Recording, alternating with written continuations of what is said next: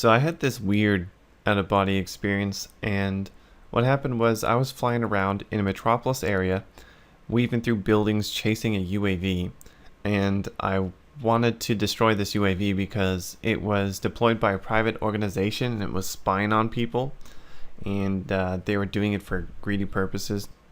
So I messed with its software with my mind, and then it just flew into something and blew up. And then all these little miniature planes came out of the explosion and latched onto my skin and then blew up. And then I switched into a different scene. And this new scene, I was in a wide hall, like something you would see in a school with lockers on the end. And in the lockers was people's personal creations, mainly electronics. And some of them were public and some of them were private. There was 60 or so beings in this hall. Some of them were humans, very few were humans, and the others were humanoid, but they had different faces. I recall one of the species had a wraith-like face, you know, the wraith off of Stargate. And I was walking down this hall just observing things, and a human came up to me and pushed me against the locker, and he told me that I can't be messing with this one organization because they will psychically attack me. And I told him that I'm not too concerned about it, and then kept walking on down this hall. And then those wraith beings, they started to make scary faces at me, and I was like, give it a break, and just kept walking, and didn't really think too much about it. And then there was this one human at the very end of the hall on a computer.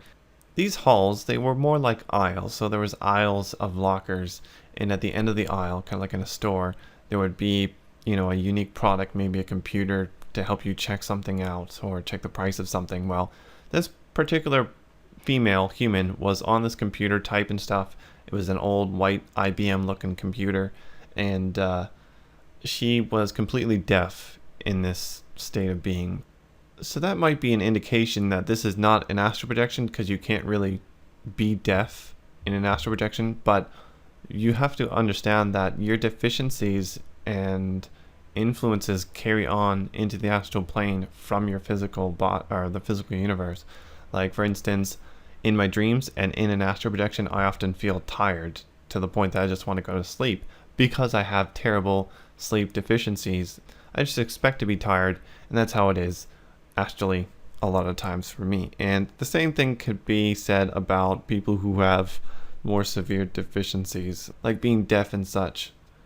So I was trying to like get this person's attention. I was like, hey, how's it going? I was basically yelling it from like 10 feet away, and she didn't turn around, and I just came up to her and like tapped her on the shoulder, and I was like, hey, I haven't seen you for 5 years. And she started doing sign language. She didn't understand what I was saying.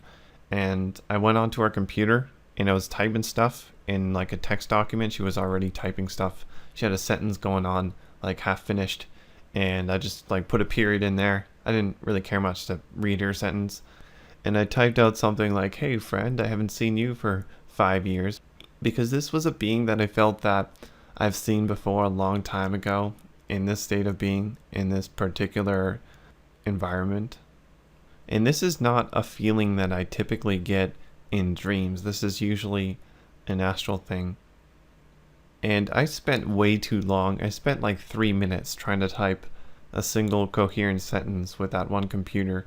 It's really hard to type in dreams and in an astral projection. Like, I'm pressing all the keys and I'm trying to make sure the sentence is coherent. I used way too much mental exertion for that, and I just eventually stopped trying to do it. It was somewhat coherent, and that was the end of that scene.